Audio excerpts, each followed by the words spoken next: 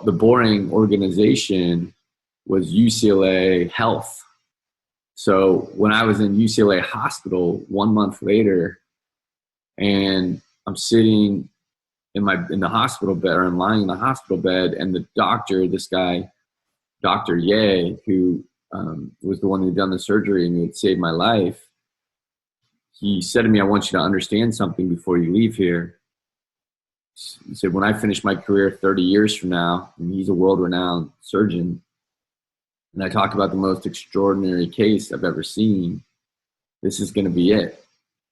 We had you at 0% chance of survival for 2 days. And the fact that we have you going home with your full faculties, we have no medical explanation for that. And I said, well, what is your explanation then? He said, we found your mom very inspiring. When they did the second surgery, the one where the guy had to leave his Father's Day, she was grabbing everybody by the cheek and she was saying, this is my son, but today this is your son and this is your brother, and his company is trying to do good in the world and you need to help them. And so he said, we really responded. We were moved by that. But outside of that, there were larger forces at play. And I said, well, as a man of science, how do you define those larger forces? He said, well, it was really love and optimism that brought you back to the world.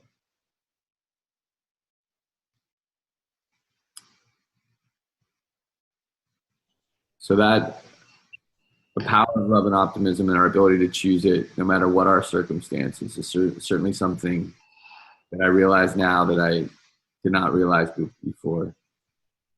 I'm aware now that how interconnected, just how truly interconnected we all are, that every action we take impacts some of us directly, all of us indirectly. And I also am really working to love more and to care less. What I mean by that is I look at my mom, and my mom had a hard road. Both my brother and sister had psychotic breaks during, their 20s, and my mom had gone through depression. And I remember when my sister had her break, I came home, and she had a very violent episode with my mom, and she'd gone missing. And she's a lovely girl now, but when I said she had a hard road, that was what I was referencing. And I saw my mom, and I came home and she was on the couch and she was crying so badly that I thought she was literally going to die from tears. She was broken. Like her body was crunched over. When I was in high school, there was a guy in our high school that one day he just didn't wake up, and they did a funeral for him in our school. And I remember they had to wheel in his mom. She was only 45 years old, but she literally could no longer walk. She was so broken from the pain. She could no longer walk. And I remember looking at her and thinking for the first time, wow, nothing physically touched her, but her mind has put her in such extraordinary pain that she can't walk anymore. And that's what my mom looked like. I thought she was going to die from the pain. But then she chose to pick herself back up and to continue to love my brother and sister, but not attach herself to their outcomes. She did everything she could to be a great parent, but then she also knew that they had control. They had their own life, and she couldn't control everything. It was only because of that mentality that when her son was there about to pass away, that she was able to gather herself. It was only because of that adversity she had overcome that she was able to gather herself and coach me back to this world. So if she hadn't gone through what she had gone through, I wouldn't be here today talking to you guys. Ooh. I don't have enough tissue. You had us by the rope. Yeah. Wow. It's just so many layers in the story, and the touch of infinity, the touch of this intelligence, universal intelligence, shows so incredibly in the story. Also, it's almost like it's the universe is playing strings with all what happened, and with the board, the billboard, and I mean, that's just the playfulness of infinity on top of this such poignant deep. Yeah. The other thing that maybe like, because I didn't used to believe in past lives or any of those things before all this, and I do now. And like, I mean, but, the doctor, the guy, Dr. Ye, the guy who saved me, just to your point about the universe playing the strings, my mom, when I came to, she said, Matt, Dr. Ye went to Stanford, and I had gone to Stanford. And I said, oh, wow, what year were you?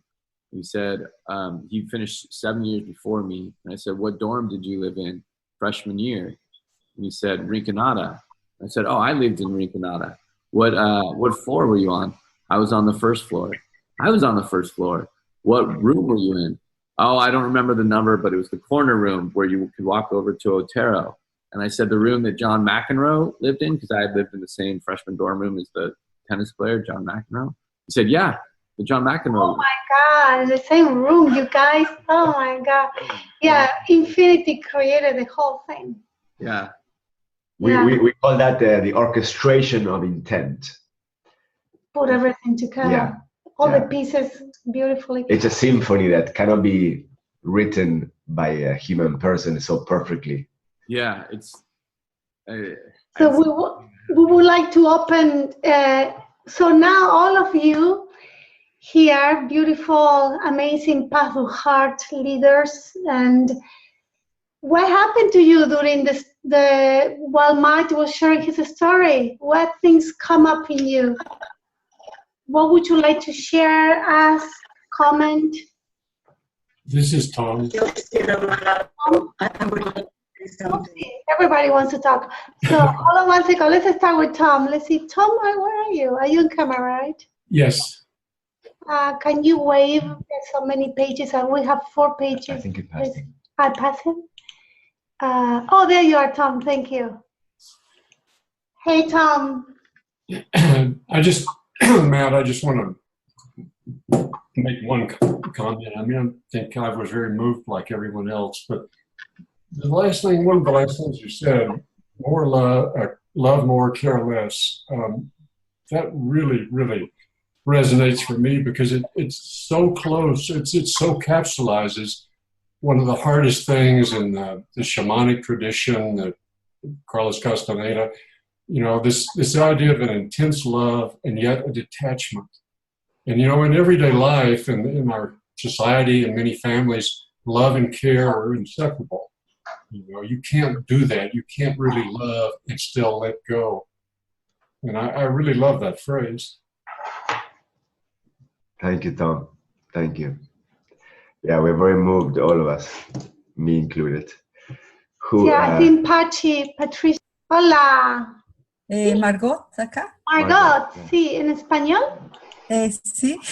Okay, we are going to translate. Trata de ser muy concisa si te traduzco directo, okay? Vale. Yo primero que todo quiero decirle a él bienvenido de nuevo al mundo. Margot wants to tell you welcome to the new world. Y lo segundo que le quiero preguntar a él es, espero, si él se siente más sabio después de este impasse que le ha pasado en su vida. Sí. So she wants to ask you, you feel that you are wiser now after this event?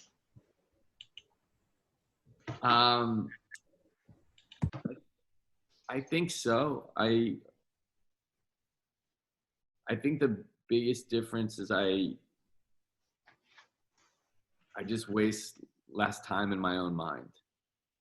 I'm a better friend to myself, because sometimes the things that our minds say to us, if like a friend of ours said that, we wouldn't be friends with that person anymore.